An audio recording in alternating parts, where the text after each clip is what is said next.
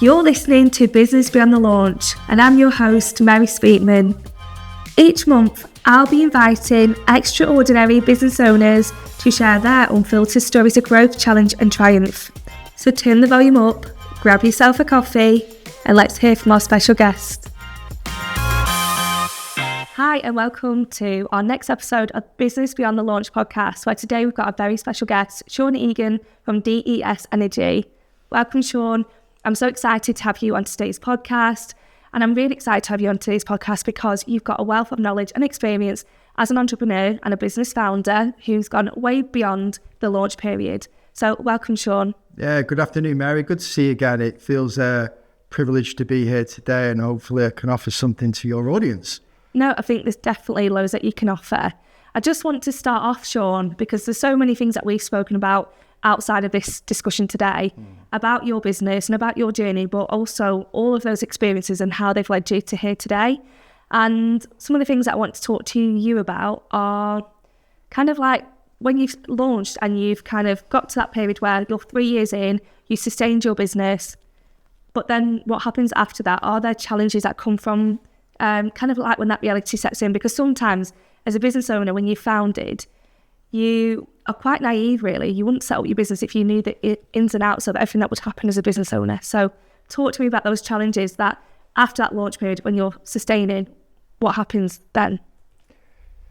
Challenges, bumps in the road, there are many, as I think there are for a lot of business owners and entrepreneurs. And I think just touching on that subject, I think it's too easy to go to the internet and listen to advice and listen to tips of what works well, but equally I think you can learn a lot from people's experiences and what didn't go well. So that will certainly be something I try and convey today. Yeah, definitely. So we always look at business owners, and sometimes from the outside you start to think that everything looks perfect, and you see them, because obviously on social media or in person when we're telling everyone about our businesses, we're usually going to look at the positives. We're going to focus on the things that are going well rather than the things that are not doing so well. So talk to us about those kind of things. Like, is it normal for business owners to go through challenges or have areas that fail? On a daily basis, certainly. And I think that's one of the things that gets us out of bed and one of the things that keeps us motivated. Definitely. So do you have any examples of fails that you've done, or just to kind of normalise this? Because sometimes, and I know thinking about my own business at Co-Galaxy, there's things that we've done in the past where there's constant things where you're like, oh, why do we do that? Or could we have done it better? Because you don't always get things right the first time. But sometimes you just want to know from others, like, what can I do so that I don't make those same mistakes? Like, what are the common fails that you notice that business owners make? Okay, just speaking from experience and like my surroundings, I think we're kind of bred as entrepreneurs, or people who own businesses, to become over-focused on growth. And growth primarily means sales accumulation. But as you accumulate those sales, quite often there will be gateways in the road, which will mean that what you've done in the past might not necessarily work in the future. So you have to readapt constantly and change your thinking. I'll give you an example of our business at DES Energy. I've been in the company 15 years now. So it was founded 8 years before I started. So I came in there in 2009 when the company was struggling, to be honest with you. The then owner, Bill Dugdale, had done a fantastic job in growing the business from 0 to about 7 million. And guess what? The credit and the financial crisis hit in 2008, and it really affected DES. So I came on board at a time in the business when it was on its knees, it was struggling. But I like that. I think it's the Blackpool in me. I like having my back against the wall, and it's about resilience, isn't it? And it's about strength. But over a 2-year period from 2008, we re-strategized, which I'll go and talk a little bit more about. And we grew, but again, having that over-focus primarily on sales, we probably lost some sight of some real fundamental aspects of business. And one that comes to mind is cost control. You can get over-focused on the revenue line, but ultimately, at DES at one point, we're growing that quickly that for every pound that came through the door, there's probably 30p that was just flying through the window because we didn't have the correct systems in place to monitor and to ring fence that money within the business. And I think that's a really good point. What would you say to a business that is beyond that launch period, that don't have that cash flow resilience, don't have that credit control, that cost reduction, that kind of like the systems that you had in place that you've realised that needed to be in place? How do they even get started on that? What even do they look at? Like what can they do? Well, I listened to a podcast recently from a very accomplished businessman called Barry Hearn, that some of your audience may have heard of. He started Matchroom and has had a lot of success in snooker and darts and boxing. And he said something really simple on the podcast. He said, and going back to that subject of cost control and accountancy, he said, look, every couple of days I do a check-in with myself, and I get a piece of A4 paper, and he said I do a line down the middle of that paper, and on the left-hand side I will write costs, on the right-hand side I write revenue. And he said at any one point I'll always make sure that my revenue is overtaking or is higher than my costs. And it's just so simple as a procedure, just benchmarking and recording what's going out in your business and what's coming in your basis on a daily basis. Really important. And obviously that impacts your cash flow and your working capital, which again for any growing business is absolutely key, because as you grow you're going to burn up cash. So you will see that, and ultimately the bank manager will tell you this sometimes when he comes in when you're at early stage of the business. The first question is, they won't look at your P&L and your balance sheet, they will look at your working capital, because they're going to go, how are you going to fund that growth? Yeah. And talking about growth, so a really great segue into that. Yeah. When businesses are looking at growth, what are some of the things that they don't consider when trying to grow? I know that you've grown, like from beyond the point where you first went into DES Energy, that has grown. But is it always great to have growth? Like, should growth be the focus? And if you are growing, what kind of things you need to look at to make sure that growth is sustainable? I think growth is a really important word. I think it's overplayed, but equally, you've got to be going forward, and you've got to grow, if nothing else, to keep up with inflation. I mean, inflation at the moment, I think, is like 2%, 3%. So you've got to go 3% every year just to keep up with that rate.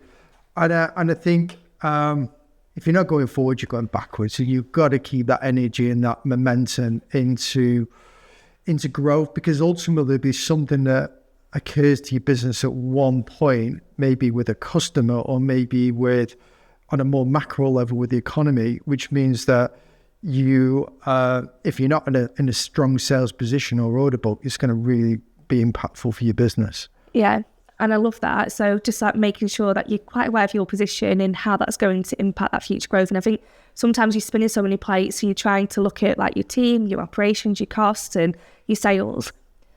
How did you make sure that your sales were kind of on point for what you were trying to achieve with your business growth, but making sure that those sales actually meant true growth rather than just turning over a certain amount of money but not actually seeing as many results? So sometimes more money doesn't always mean more success. No, completely. And I think that comes down to like the conduction of a profitability analysis. So at any one point, don't focus on the revenue and the turnover. You've got to focus on what the net impact is going to be of that sale and indeed that customer. So it's very easy to chase the A's, chase the big customers. I've done it before. 2004, when I started my own business, I started working for Disney. That was the Shangri-La for me. It was utopia.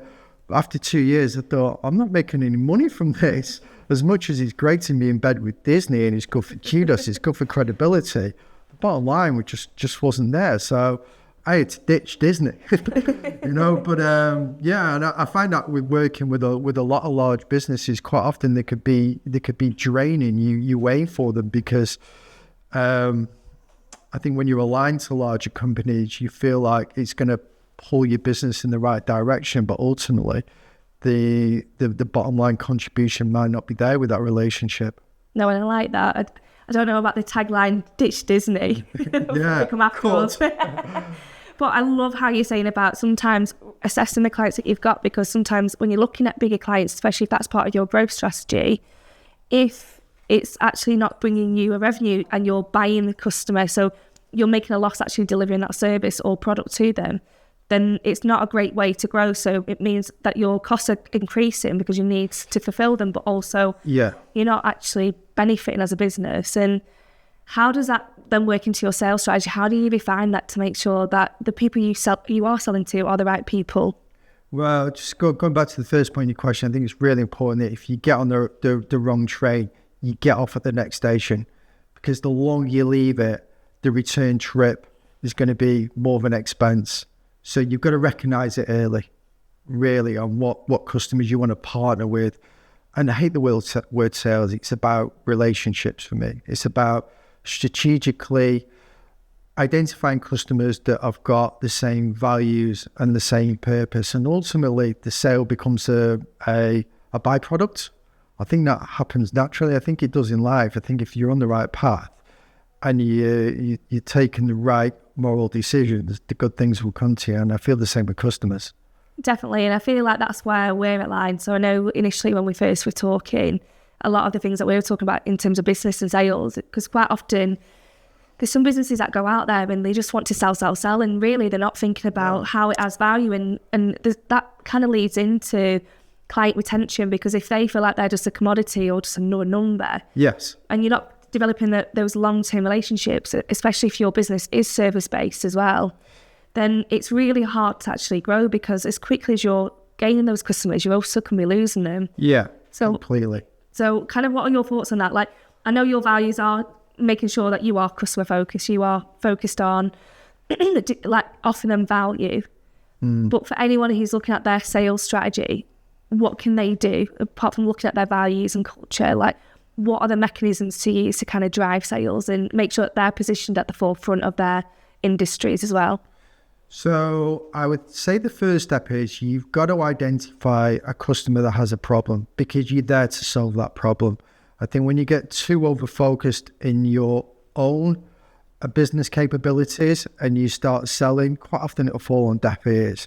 So you've got to understand the customer. You've got to get close to them, get an appreciation of what their business is going through, and almost shape your product, your solution round to their needs, and then they'll buy.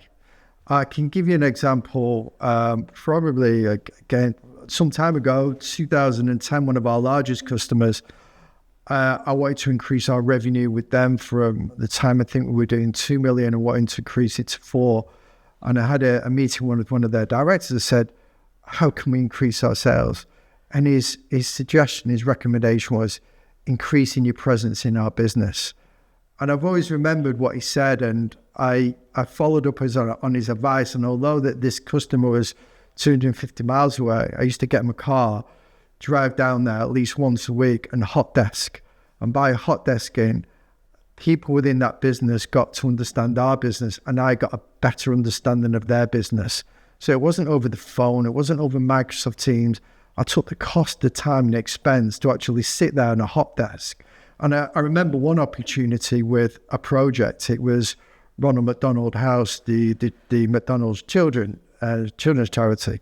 I was sat there at the hot desk, and someone passed me by and he said, would you have a look at this project? And it was a very early stage. It was, we're going to look at quoting for this project. It's worth 20 million to our business. It could be worth £1 million to your business. And he gave me a photocopy out of a magazine of the project early stage, and I took it back to our office. We quoted for the project. We provided early stage support. Forward wind a year, they won the project, so we got £1 million order. The point being, if I hadn't been at that desk, hot desking, took the time to get my car to travel down to Cobham in Surrey, I would have never heard about that opportunity. So being close to the customer and having a presence and understanding and aligning yourself to their business, aligning sometimes your systems and your processes to them. I love that. And that was actually, as you were talking about just being that, there's so many stories that I've read about other businesses, and I've spoken to other founders that have kind of gone, like even gotten flights from the UK and gone all the way to America just to pitch and just like be like tenacious and say, no, we're going to work together, I'm going to help, and I'll come meet the family and all that sort of stuff. And that's one extreme to the other. but like actually showing that willingness and being there. But sometimes though, what do you think about, because there's so many opportunities, there's lots of people that we could all work with. How do you kind of pinpoint the best opportunities so that you're not wasting your time in areas where aren't maybe going to be that fulfilling, or maybe your time's not being best spent in those areas? Yeah, I think it's about conversion for me. It's about, ultimately you've got to do a mini ROI on every customer. Say, I'm about to invest X amount of time, and that can be from a morning making phone calls. It could be a strategic play with a big client, but you've got to evaluate what it's going to take for you potentially to get that sale, and the time involved, and what potentially it can lead to, and what the margin will be potentially from that sale. I think it's a really important word, profit and a margin out of that sale. So I would always look at, to answer your question, the convertibility. So what are the chances of me getting this over the line? And sometimes when you rationalize and you look at it, you go, actually, I'm going to be kicking a tire here. And you've got to pull away. You've literally got to pull away and change course and go in a different direction and not feel bad about that. I think sometimes you can look and you can be too reflective and go, lost moments. I spent an hour, a week chasing that customer, nothing's coming off. Just bin it off, guys. Move on. Do you know, and that's quite a good point, because there's so many times where there's a culture about not quitting and not giving up and kind of seeing things through.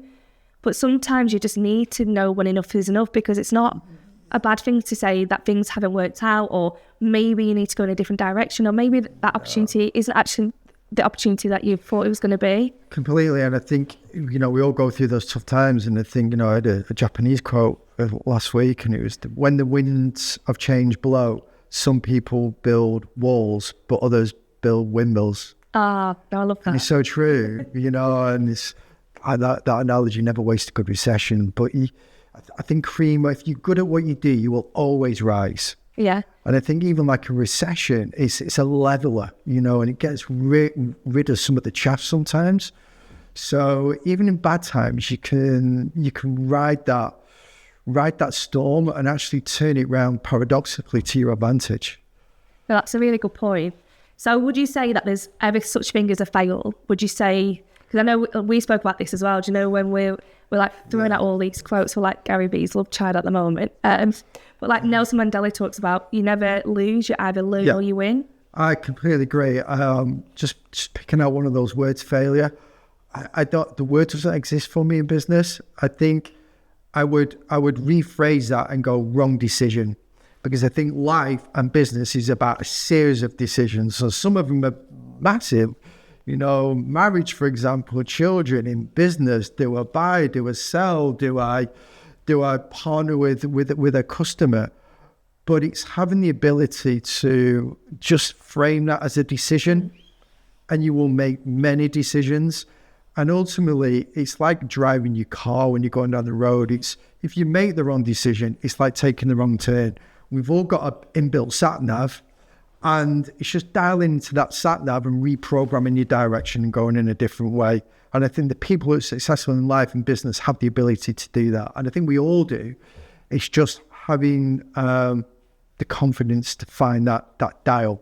Yeah, and I love that. Just knowing where it is you want to go, so having that vision, but understanding that things aren't just a straight line. Like, we know business doesn't just flow, like go straight up. Like, we're not just going to skyrocket. There's going to be those kind of ups and downs, those bumps along the road, and kind of just things that we just can't ever think of. Like, we can't look into the future, but when we're in those moments, we kind of look at hindsight and go, well, I wish I'd made better decisions, or I wish I'd done things a little bit differently.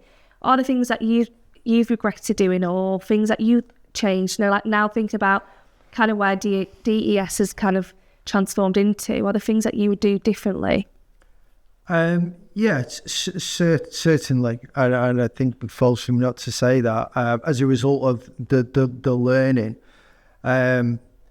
we've had a lot of success in the business over the years, but there have been times where it's been very challenging, either because of the COVID crisis, or in particular in our instance, we overgrew, and I didn't have the team around me at that time in particular in 2016, 17, I grew the business too quickly. And would there be something that I did differently? Yeah, I'd have been more ruthless. By nature, I think I'm a nice guy. Most people will who know me will say that. But I think there's times where I should have taken more binary and more better decisions for the business around people who are in. Because I do believe as the business grows, and this is a really important point, that either people outgrow the business or the business outgrows them. And it's just life, it's factual. Nothing lasts forever, we move on.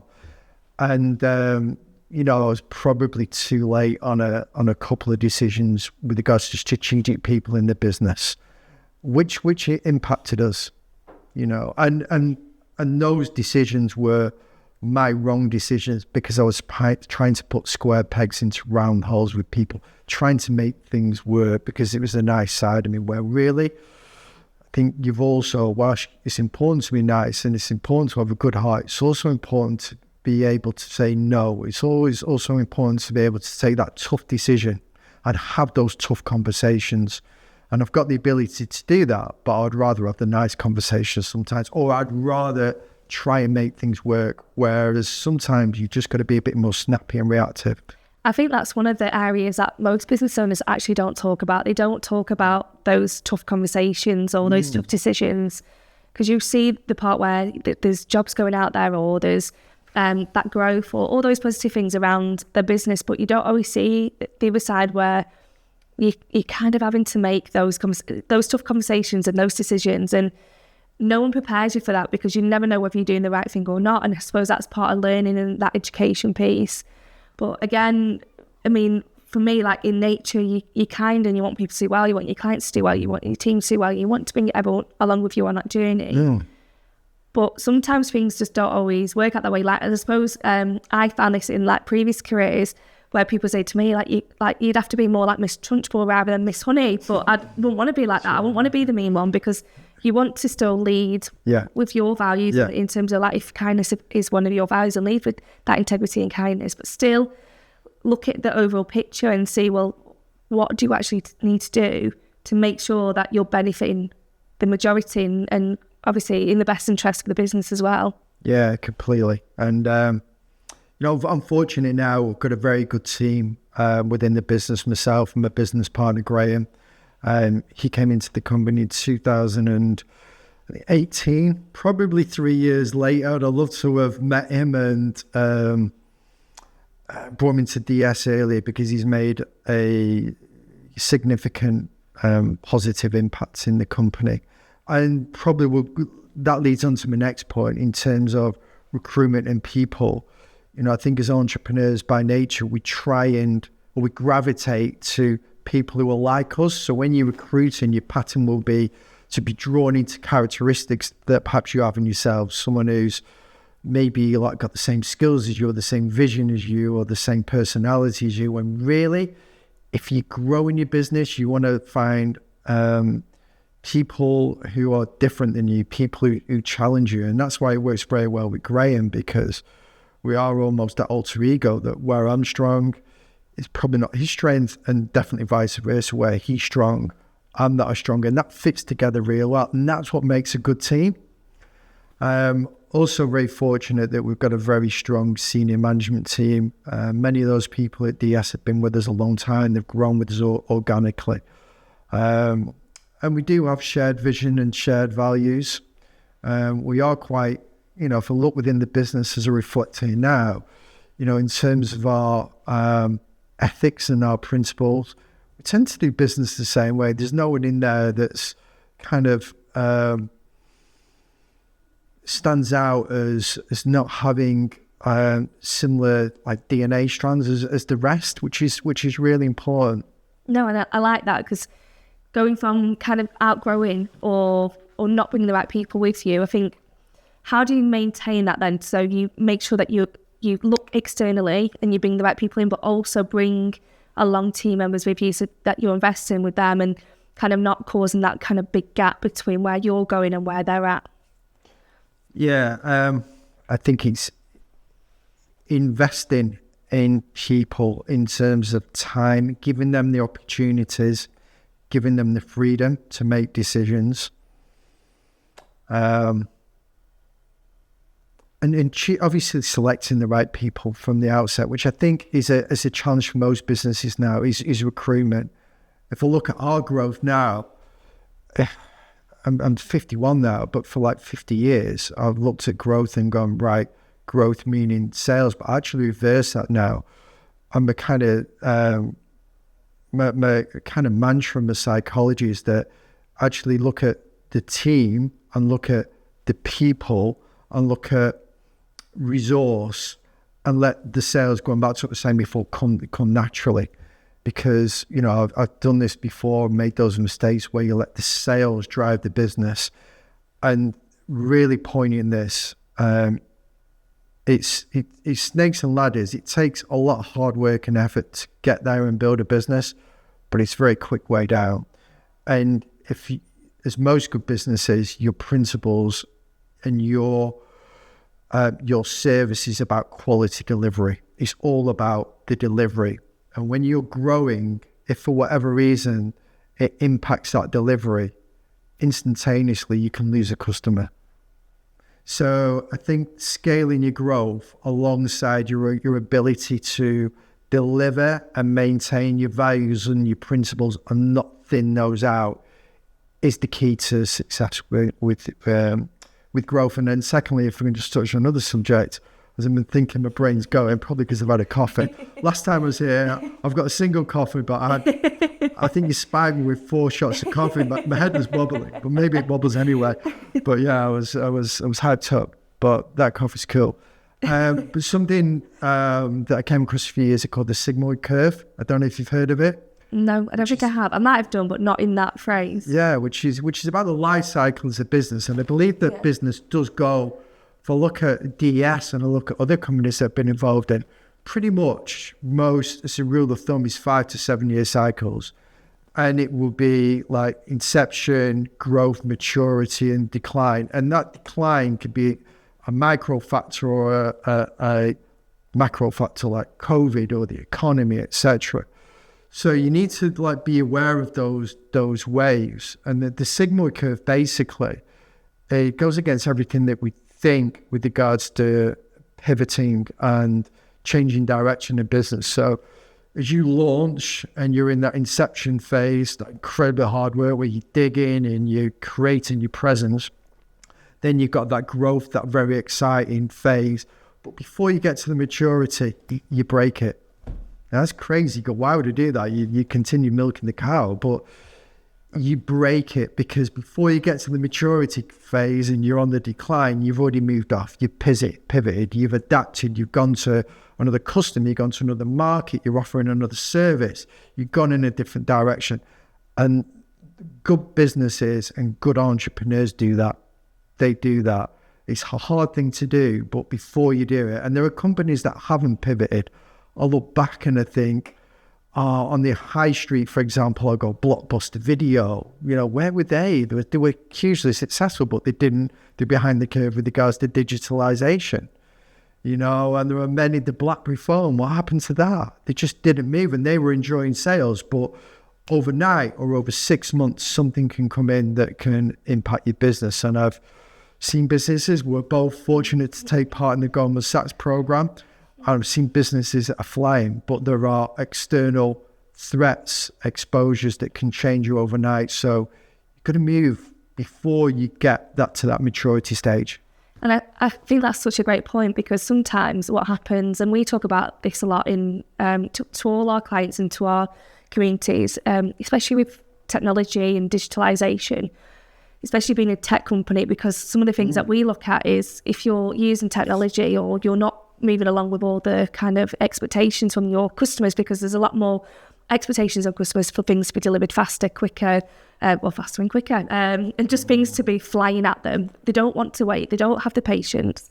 And I suppose in terms of like that service, if you are a service-based business and you're competing on who delivers the best service, and you've got your competitor who has streamlined and things are quite automated and in a way where it's not affecting that kind of human touch to it, but still making sure that things are being delivered. So like Blockbuster, which is a great example of not coming so again, Netflix and Blockbusters set up in a very similar period. Yes. Where Blockbusters didn't follow through was when they just kind of kept at that level where everyone would come in and have an experience, whereas Netflix was starting to pick up. They were delivering the videos to people's homes. And again, by doing that, that was a step extra, but then they started to say, well, now that technology is advancing, how can we get on with that? Because sometimes businesses, and I see this all the time, they don't always want to get on board with it because there's an expense or there's a time, or it feels like out of their depth. And sometimes when you've got things going really well, like Blockbusters, who are a massive company at the time, when you feel like you've won, you feel like you're at the top of your game. Yeah. You can't really rest on that and say, well, we've achieved so much, so now that we're at the top, no one's going to knock us off that spot. Yeah, completely. I can completely abide with that, and that's why, when you are in that sweet spot, you cannot rest. You cannot rest. And they say this about marketing, don't they? They say, when your sales are at your high, that's actually when you should inject into your marketing machine, because invariably those sales will decline. So you've got to be looking at the next thing.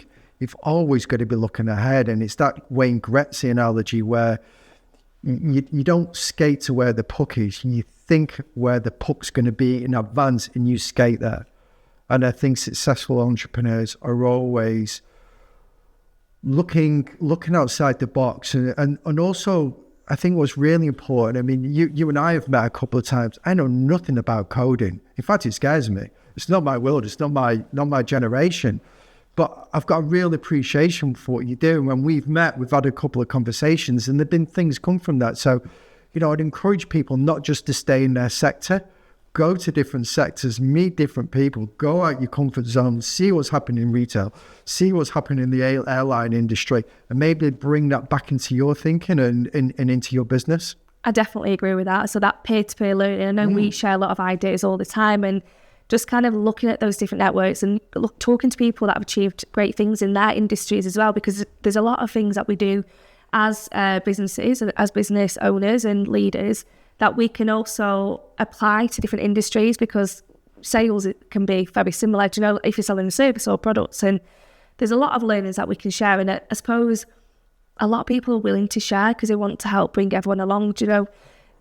We all help each other, don't we? We all get by bringing everyone along with us and making sure that knowledge doesn't stay with us, that we share it. And I think having that peer-to-peer support and having people within your circles that are knowledgeable in areas that you might not know about can really help. And I think that in a world which is going to be really affected, thinking about the positive and negative way about AI, I was speaking to Graham, a business partner, this morning. He's come up with a good point. I think there's going to be more of a thirst for, whilst AI is driving automation and digital communication, I think there's going to be more of a requirement for one-to-one, face-to-face, personality, etc. And if you've got the ability to do that and communicate, it's such a strength. And I don't think ultimately we're humans. We're not robots. We're not machines. We're not microchips. We react upon emotions. We do business with people who we like. We do business with people who we get on with. We do business, massive word, I'm going to underline this, with people who we trust. With people who we trust. I give an order because I trust that business to deliver. I get an order because my customer trusts our business to be able to perform. And if that goes, you break that trust. They say you're gone and you're down. And I think, there's another saying is there's nothing in life more wasteful than a missed opportunity. And it's true. And you want an opportunity to dance, you've got to be on the dance floor. So, being in those different ponds and those different environments, never sit back and think, I've landed this big customer. I'm thinking about the cigar, I'm thinking about the beach. It is at that point, again, paradoxically, that's when you need to go, right, that's good. Quick celebration, give yourself a pat on the back, give your team a pat on the back, and then straight away, what's next? Yeah. Move on. So quickly. Not just staying still, because we can't stay still. Like, everything around us is changing so much, and those needs are changing. And if we get too comfortable, and we're not going to have that growth, and that's not going to take us beyond that launch. We're going to end up kind of having that stagnation, and especially with inflation, everything else that's going on around us, we're never going to kind of take our business to that next level. So what we're going to do today, Sean, so thank you so much for being a guest. We're going to have to wrap it up, but just to leave our listeners with one golden nugget on things that they should consider or do, or kind of just something that will help them implement it into their business, something that you would recommend just for them to help kind of progress beyond that launch period. Okay, so many things are dropping in my mind right now, but always have a plan. I think if you want to get to a goal, a place, you need a pathway on how to get there. Don't go in blindly. So it doesn't need a 20-page business plan, doesn't need 100-page. Sometimes it could be 3 pages just with the principles. But have a structure, put it down on paper, have a map on how you're going to get to A and B. So never underestimate the importance of a plan. Don't wing it. The next one is something I learned from a boss many years ago, 26 years ago. I ventured from Blackpool to London, and I worked for Air Miles and I worked for Sir Keith Mills.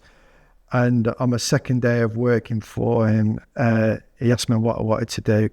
And I told him I wanted to run my own business. And he said to me, really, this is the second day that you're working for me and you're telling me that you want your own business? And he said, good on you. And he was a great guy, and he had 3 wonderful years with Sir Keith Mills, and he was a mentor. And I think that's really important in life, that we have mentors and guidance in life and in business. And he said, rule 1, he said, never use your own money in business. And that's proved to be true. There's enough money out there to be able to fund. He said, rule 2, he said, your first page on your business plan is your exit strategy. And that's true. You've got to think how you're going to get out before you're going to get in. You make your money from buying and selling. So again, always look at the next thing, but have your exit kind of predetermined. Think, even if it's 2 years, 5 years, etc., but have that in your mind. Oh, thank you so much, Sean. I wish I could go into more of those, each and every single one of those in more depth, because there's lots to unpick out of all of them. But I just want to say thank you so much for being our special guest. You've been an absolute superstar, and yeah, thank you for coming. You're very welcome. Thank you for having me. Thank you for listening to this episode of Business Beyond the Launch podcast. Please make sure you like, comment, share your feedback, and subscribe to hear more from our guests.